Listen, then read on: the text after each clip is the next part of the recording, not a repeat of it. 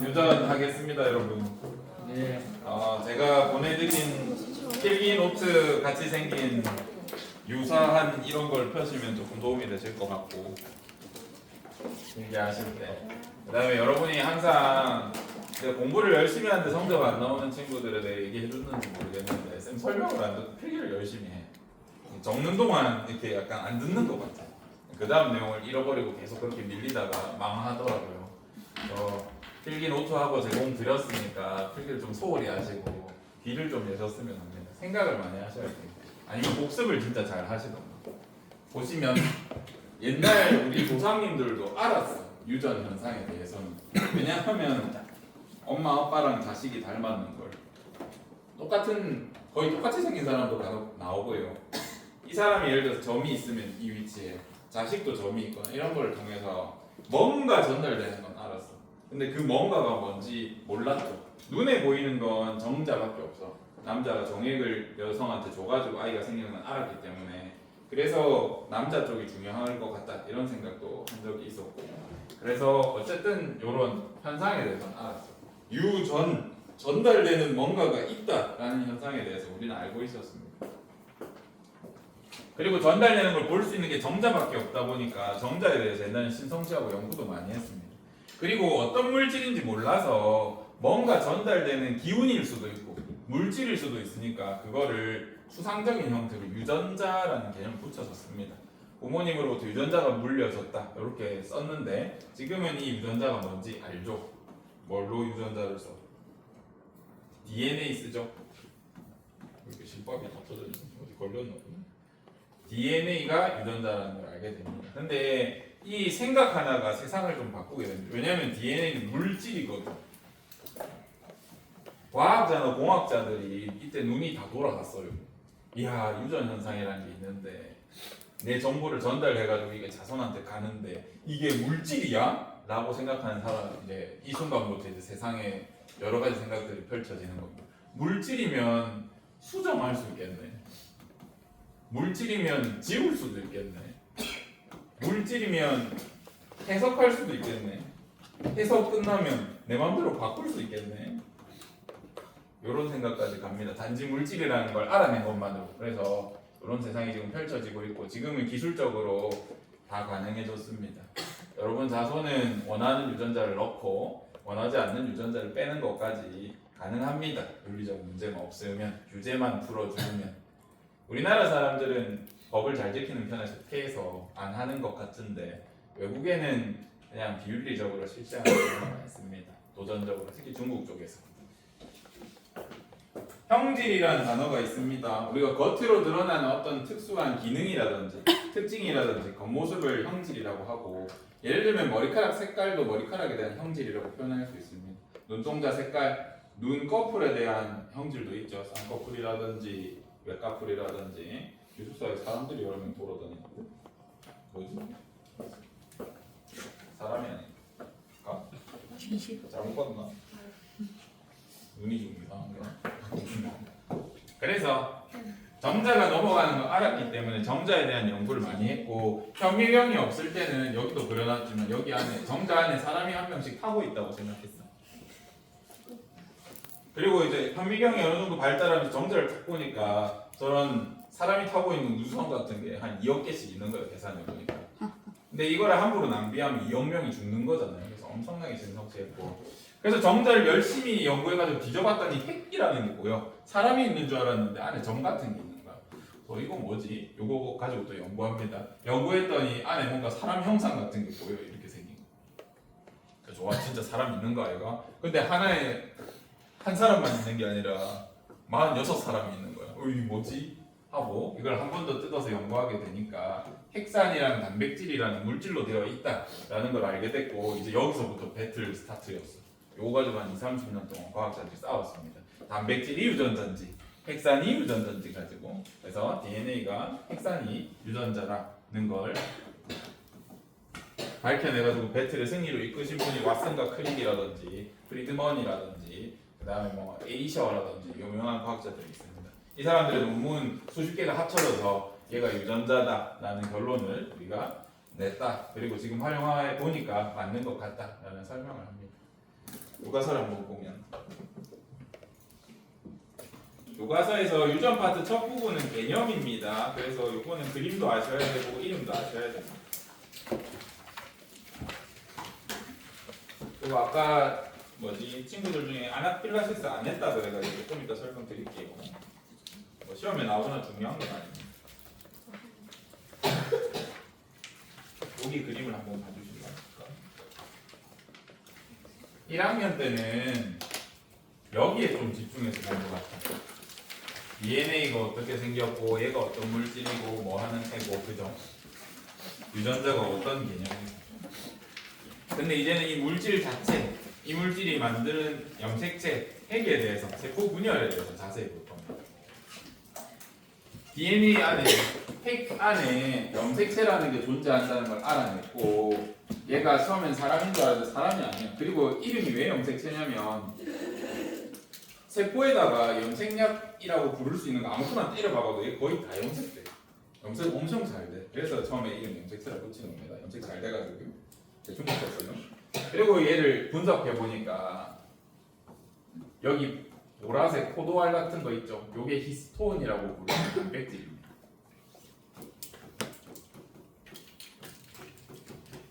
그리고 여기 파란색으로 표현된 얘가 DNA입니다. 얘를 뒤져보니까 단백질과 DNA로 되어 있었고 얘가 유전자라는 거 밝혔다 그랬죠. 히스톤이랑 DNA가 결합돼가지고 이렇게 공처럼 뭉쳐져 있는 거 뭐라 그러냐면 뉴클레오솜이라고 그래요. 요 개념 아셔야 됩니다. DNA 요거 한 조각 뜯어서 뭐라 그래? 뉴클레오 뭐라 그래요? 타이드라고 하죠. 타이드는 타일, 조각 이런 뜻이야. 뉴클레오라는 조각이고 뉴클레오로 이루어진 솜이야 얘는. 솜, 과학에서의 덩어리라는 뜻입니다.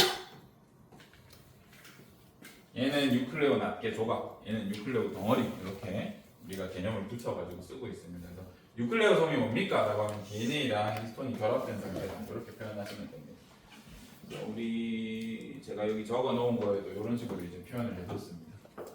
DNA랑 히스톤이 합쳐져 있는 게 뭐냐라고 물으면 뉴클레오 솜이다. 이렇게 답하실 수 있어야 됩니다. 얘가 응축돼서 실모양으로 변하면 이거를 염색사라고 해요. 얘가 응축된 거라고 보시면 됩니다. 응축은 압축이랑 좀 다르다. 굉장히 꽉꽉 빈틈없이 조여진 이런 걸 응축이라고 합니다.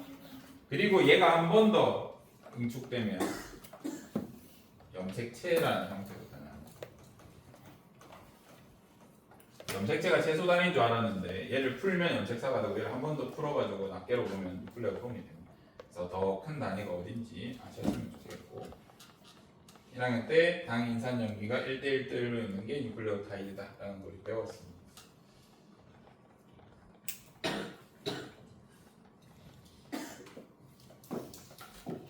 1학년 때 그 잠깐 복습해보면 구병환 선생님이 누구예요? 구병환가 누구야? 라고 했을 때 여러분이 얘에 대해서 설명해서 특정할 수 있으면 그 물질에 대한 설명이라고 그랬잖아요. 그래서 DNA가 뭐예요? 라고 물었을 때 DNA 설명을 한 4가지는 할 수 있어야 특정이 돼. DNA가 뭐예요? 글자 뭐 써? A, B, G, C 써. 또 어떤 특징이 있어? 상보적 결합을 하지. 또 뭐 하지? 이중나선이지 우리 몸에서. 또 뭐 있죠? 뉴클레오타이드가 돼 있고 뭐 핵산이고 기타 등등 뭐라도 적으세요. 요건 여러분이 알아서 하나 채워보세요. 그래서 크게 4가지는 말할 수 있어야 DNA 특정할 수 있고 핵산은 핵에 있는 산성물질인데 그게 2가지 형태가 있다. D형과 R형이고요. 구분할 수 있어야 돼. 특징 2가지는 아셔야 됩니다. 얘는 당을 뭘로 써? 디옥시 리보스, 라이보스 1학년 때 했던 거 복습하는 겁니다. RNA는 당이 라이보스, 리보스 DNA는 ATGC 쓰고요. T, 타이민 쓰죠. 얘는 A, U, GC 쓰는 거 기억하셔야 됩니다. U를 하셨습니다. 그래서 1학년 때 우리가 DNA 구조라든지 이런 걸 자세히 했기 때문에 그렇게 정리하고 넘어가겠습니다. 작년에 기말고사가 2학기 기말고사? 1차고사 1학기 기말고사 범위가 그냥 요게 다였죠? 요것밖에 안 했어요. 여기. 1학년 때 많은 거 같은데 사실 정리하면 이것밖에 없거든요.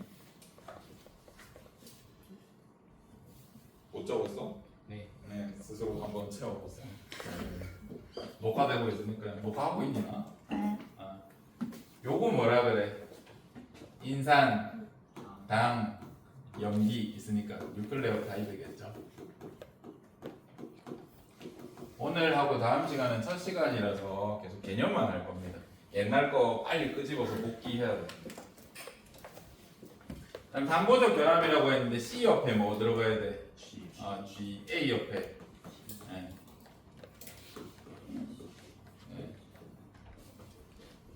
요 정도 개념은 1학년 때 우리가 했었거든요. 한번 떠올려 보세요. 기억이 안 나시면 복습하시면서 꼭 찾아가지고 정리하셔야 됩니다. 지금은 이거 기본적으로 알고 있다 깔고 들어가니까.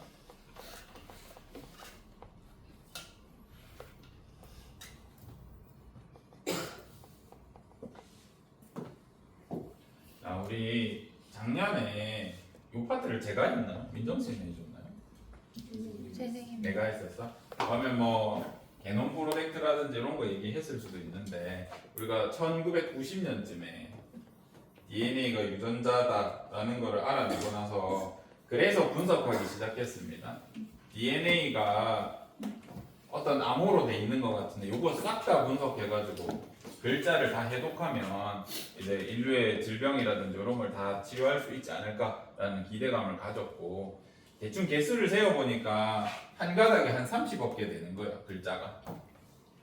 그래가지고 그때는 분석 기술이 굉장히 속도가 안 좋았기 때문에 엄청 오래 걸려가지고 누구 걸 할 건지 그 다음에 1번 가닥, 2번 가닥 중에 뭘로 할 건지 DNA에 대한 정보가 없으니까 상보적인 것도 몰랐습니다.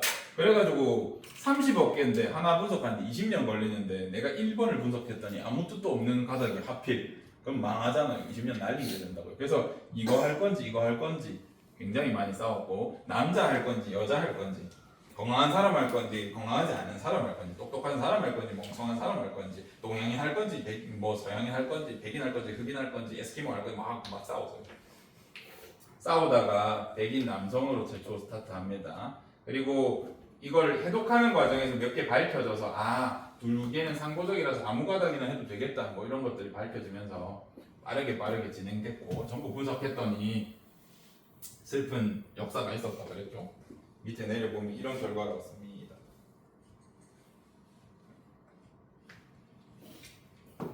DNA를 보니까 이런 데는 뭔가 정보가 있어. 근데 막 중간에 이상한 애들이 있어. 뭔 글자인지도 모르겠어. 그냥 지 맘대로 적어놓은 것 같아. 반복적으로다가. 이런 거 뭐라 그랬어요? 정크 DNA, 쓰레기 DNA 이런 표현 썼을지 모르겠습니다. 그래서 이런 것들을 발견하게 되고 정보라고 우리가 해독했을 때 뭔가 일관된 규칙성이 나오는 부분이 몇 군데 없었어. 이 중에서도 사용하는 건 또 몇 개 없어.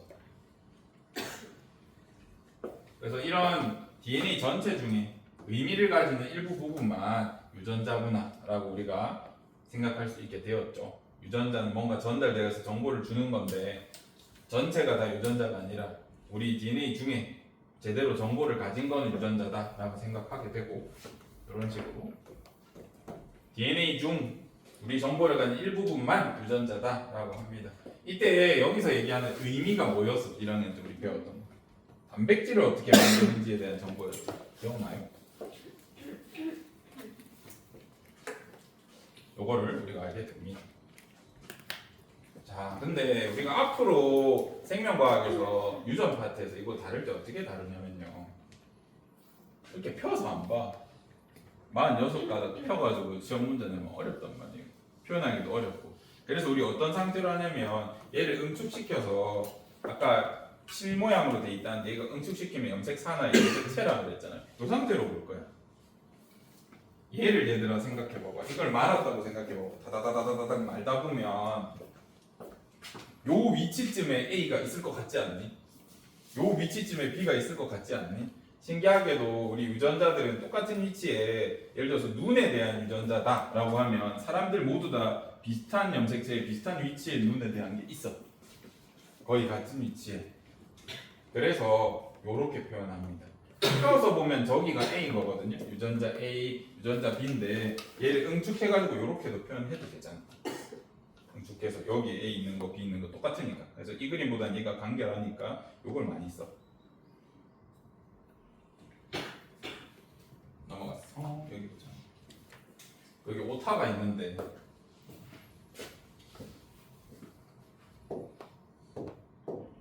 요거 라지 B다 얘들아. 고쳐줄래? 라지 B예요.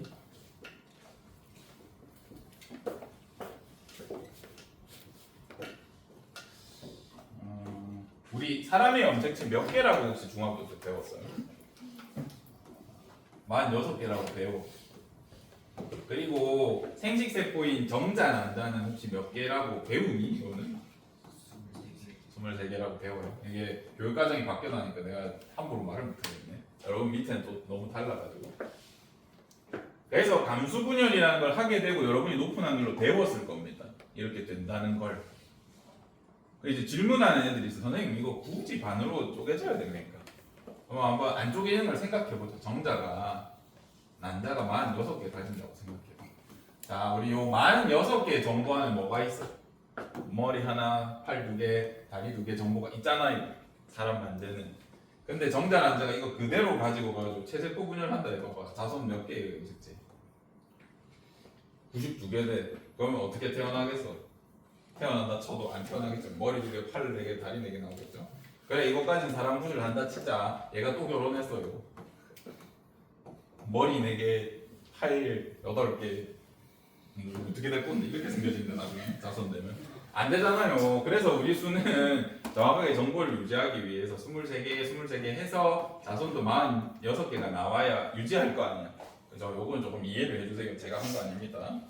자연의 섭리고요. 이때 그러면 내가 유전자를 이제 염색체를 46개 갖는다. 내가 부모님으로부터 46개의 유전자 줄을 받는다고 생각해 주시면 되는데 23개는 누구한테 받은 거야? 아버지. 23개는 어머니한테 받았을 거라고요. 그래서 똑같은 위치에 똑같은 유전자가 존재하는 게 2개씩 존재해요. 우리는. 예를 들어서 이게 눈에 대한 유전자다라고 했을 때 부모님이 그 유전자 가닥을 나한테 물려주기 때문에 여기에는 똑같이 눈에 대한 유전자를 하나씩 똑같은 거 2개를 받아. 요거까지는 받아들일 수 있죠. 부모님한테 반반 받으니까 2개가 있다고 하면 하나는 아버지, 하나는 어머니한테 받아. 그래서 닮은 겁니다. 근데 아버지가 나한테 쌍꺼풀을 주실 수도 있는데 어머니가 나한테 외꺼풀을 줄 수도 있는 거 아닙니까? 그죠? 다를 수도 있어. 눈에 대한 유전자를 받았는데 뭐가 발현될지는 랜덤이다. 알 수 없다. 마찬가지로 라지라고 그랬죠. 라지 B라고 그랬죠. 똑같은 걸 받을 수도 있잖아요. 머리카락 색깔 부모님 두 분 다 검으면 머리카락 색깔에 대한 유전자는 똑같은 거 같잖아요. 블랙. 그죠? 이렇게 요 것들의 관계에 대해서 이제 얘기할 건데 부모님한테 각각 받았을 때 이 유전자랑 이 유전자는 사실 대립하고 경쟁하는 관계야. 뭐가 발현될지 몰라. 그래서 똑같은 부위에 부모님한테 각각 받은 이 유전자는 뭐라고 하냐면 대립 유전자라고 해요. 대립 유전자 관계다. 얘랑 얘는 대립 유전자야 아니야. 이 A랑 요 B랑 같은 염색체 내에서 그냥 자기 거잖아. 이건 대립하지 않습니다. 얘랑 얘도 대립하지 않아. 근데 같은 위치에 같은 모양의 염색체 위에 여기 위치는 같은 유전자에 대해서 대립하고 있기 때문에 대립 유전자라 해. 얘네 2개도 대립 유전자야. 그러면 똑같은 모양인데 부모님한테 받은 염색체나 DNA 중에 다른 모양도 있거든요. 다른 모양도 많아. 근데 부모님한테 각각 똑같은 모양 하나씩 받을 수 있거든요. 이때 이 2개 관계, 똑같이 생긴 얘 2개 관계 뭐라고 하냐면 염색체끼리 상동이다 그래. 그래서 상동 염색체야.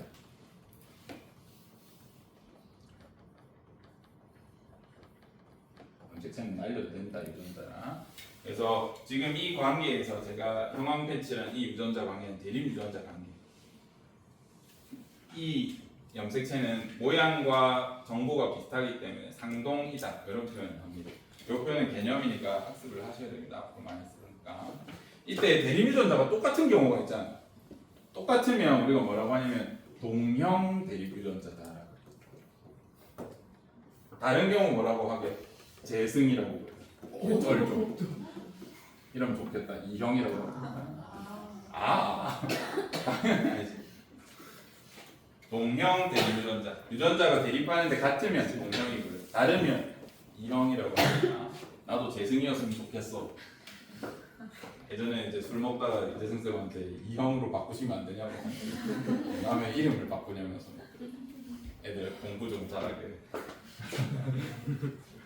그래서 호를 뭐 이형으로 한다 막 그랬던 농담 약간 되게 이형 이재승 어때? 약간 외계인 같고 그렇지 않나? 오늘은 요거까지만 일단 할 겁니다.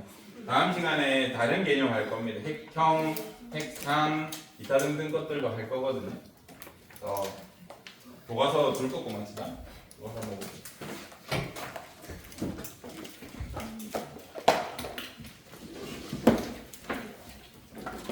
유전 파트는 안 보이는 파트라서 개념을 되게 많이 따져.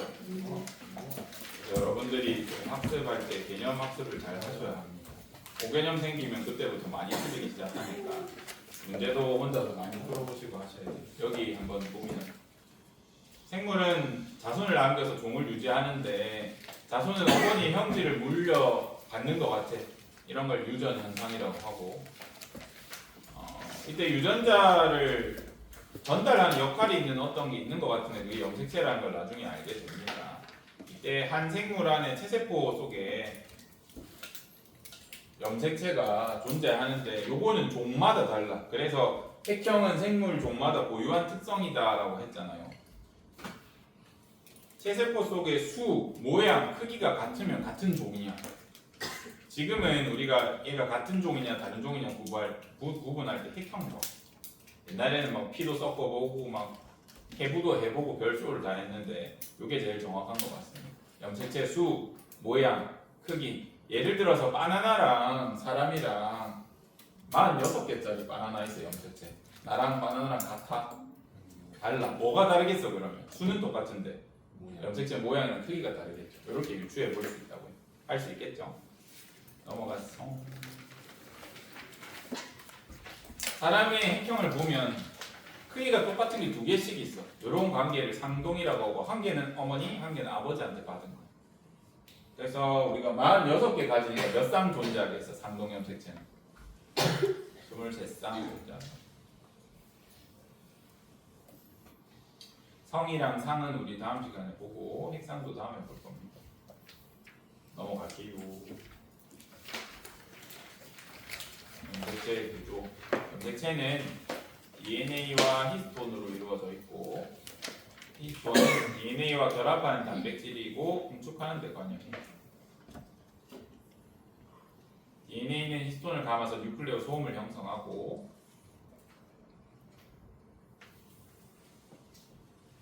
뭐 이런 얘기가 있습니다.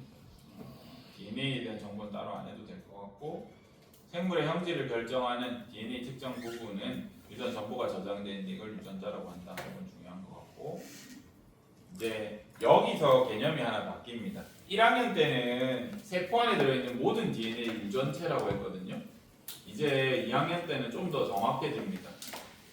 우리 몸 전체에 있는 DNA 중에 유전 정보 저장된 것 전부 통틀어서 유전자 전체라고 생각하면 됩니다. 그걸 유전체라고 합니다. 개념을 조금 이제 바꾸셔야 됩니다. 확장하셔야 됩니다. 더 좁히셔야 됩니다. 확장이 아니라 좁히셔야 됩니다.